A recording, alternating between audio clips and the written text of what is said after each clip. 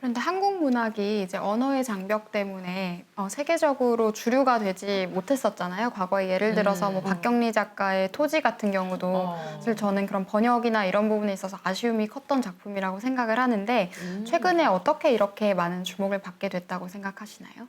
네, 좀 여러 요소들이 작용을 했던 걸로 보이는데요. 일단은 한국 문화 전반에 대한 좀 관심이 늘어났다고 보는 게 맞을 것 같다고 생각을 합니다. 일단은 단순히 한국 문학뿐만이 아니고 그냥 제 유튜브 채널에도 그 외국 분들이 보러 오세요.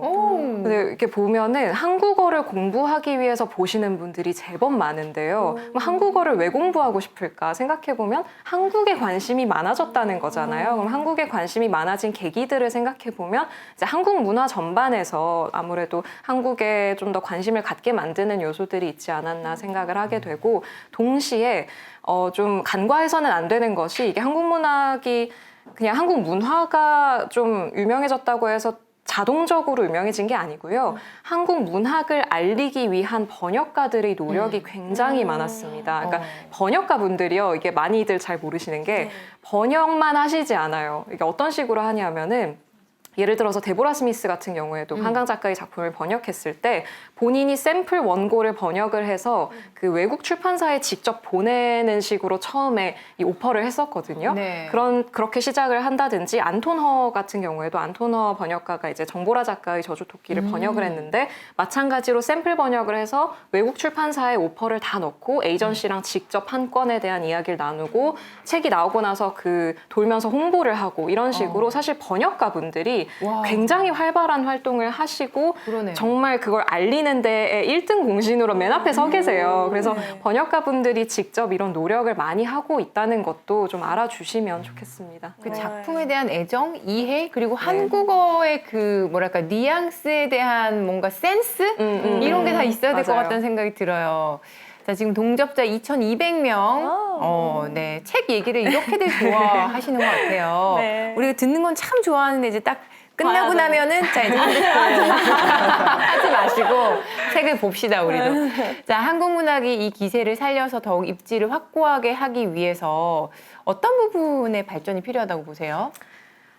정말 많은 발전이 필요한데요. 네. 일단은 방금 말씀드렸다시피 번역이 좀 중요한 역할을 하고 있어서요. 번역에 대한 좀 여러 지원이 필요할 걸로 일단 생각을 합니다. 번역가를 막 키워야 되겠죠? 번역을 키워야죠. 번역가도 이제 양성을 하고, 또 네. 번역가들이 활동할 수 있는 무대도 좀 잘 열어주고, 또 번역 자체가 좀 이렇게 여러모로 박봉이기도 하고요. 번역 시장 자체가 또 어렵기도 하고요. 그래서 그런 부분에까지 좀 폭넓은 지원이 있으면 좋겠다는 게 저의 일단 생각이고, 또 하나는 그 문학 작품에 대한, 또 한국 문학에 대한 좀 전반적인 인식의 변화라든지 좀 어떤 여러 가지 지원이 있으면 좋겠다는 생각을 하게 되는데, 예를 들어서 이제 사람들이 소설을 읽거나 쓴다고 했을 때 그것이 좀 뭐랄까요, 이렇게 소설을 읽을 시간에 공부나 해, 막 이런 식의 어떤 그런 말을 하는 경우도 있는데, 사실 소설을 읽고 또 시를 읽고 쓰는 것이 굉장히 우리의 그 정서에 중요한 일이고 또 좋은 일이기도 하니까,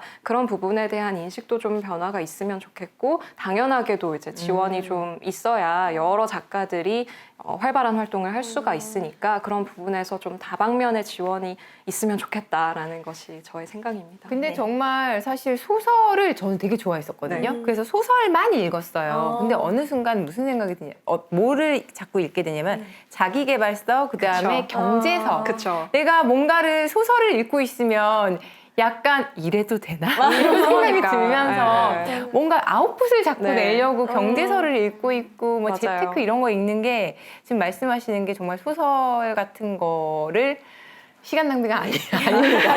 정말 시간 낭비가 아니에요. 맞아요. 근데 네. 어려워요. 그렇게 잡고 있기가.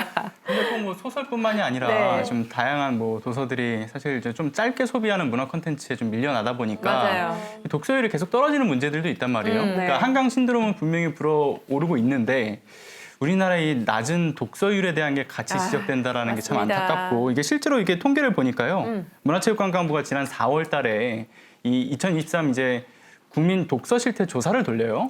돌려보니까 네. 국내 성인층의 종합 독서율이 43%로 집계됐다고 하더라고요. 그러니까 여기서 말하는 이제 종합 독서율이라고 하는 게 단 한 네. 권이라도 이제 도서를 뭐 읽거나 들었던 분들을 이제 그 비율로 이제 통계를 낸 건데, 그렇구나. 그러니까 좀 쉽게 좀 통계를 내자면 성인 10명 중에 6명은 1년에 단 한 권도 읽지 않았다라는 것이죠. 아, 심각하네요, 진짜. 네, 정말 심각한 거죠. 정말 많이 안 읽으세요. 그래서 뭐 좀 이런 네. 상황 속에서 작가님이 보시기에는 한강 신드롬과 이 한국 문학의 어떤 비상 이런 것들이 실질적으로 이런 낮은 독서율에 좀 변화를 좀 이끌어낼 수 있는가 이런 거에 대해서 좀 어떻게 보세요? 정말 그랬으면 좋겠다는 게 저의 바람인데 그 말씀하신 독서율의 경우에도 2013년에 조사를 했을 때는 몇 %였을 것 같으세요? 2013년 독서율, 종합 독서율 딱 한 권 이상 읽는 종합 독서율. 상대적으로 한 50%는 넘지 않았을까요? 그러니까 지금보다는 네, 많죠. 한- 지금보다 많았겠죠? 네. 72%. 아. 굉장히 높죠. 그러니까 10명 중에 7명이 한 권 이상은 읽었던 네. 거예요. 그러니까 절반으로 10년 사이에 그냥 절반으로 뚝 떨어진 건데 이게 그 10년 사이에 어떤 일이 벌어졌는가를 보면 너무나 명확하게 사실 2013년을 기점으로 보면 우리나라에 이제 스마트폰이 2010년부터 들어오기 12년. 시작해서 그때부터 쭉쭉쭉쭉 떨어지거든요, 독서율이. 그러니까 우리 손에 무엇이 들려있는가, 그러니까 책 대신에 이제 스마트폰이나 패드가 이렇게 들려있는 거죠. 그렇다 보니까 아무래도 책을 읽기가 좀 어려운 그런 상황이 되어가고 있긴 한데요. 한국문학 신드롬이 이것을 이 큰 대세를 뒤집는 것까진 저는 어려울 거라고는 생각하지만 그럼에도 불구하고 조금 희망적인 부분이 있다면 젊은 층은 그래도 여전히 책을 많이 읽습니다. 예를 들어서 그 독서율을 자세히 들여다보면 네. 그 여러분 재미있게도 20대, 30대, 40대, 50대 아이고. 이렇게 읽거든요. 내려가요, 점점. 네. 어머. 20대는 꽤 높습니다. 90%가 넘을 거예요. 제 기억이 왔다면. 멋있다. 네, 그래서 점점점 이제 나이를 먹을수록 이제 바쁘고 여유도 없고 이제 막 좀 생각할 거 많고 하니까 이제 점점 책을 안 읽게 되는데 좀 그런 부분에 있어서 개선을 하려면 여러 가지 사람들이 책을 자연스럽게 읽는 문화가 좀 정착을 할 필요가 있을 거라고 생각을 하고요. 그러려면 요새 좀 안 그래도 이렇게 뭐 텍스트 힙 이런 식으로 약간 책을 읽는 것이 다시금 조금 쿨해 보이는 혹은 다시금 좀 멋있어. 아날로그적인 게 조금 더 어필을 하는 이런 이제 경향도 다시 보이고 있어서요. 그런 부분들을 좀 적극적으로 어필을 해야 되지 않을까 싶습니다.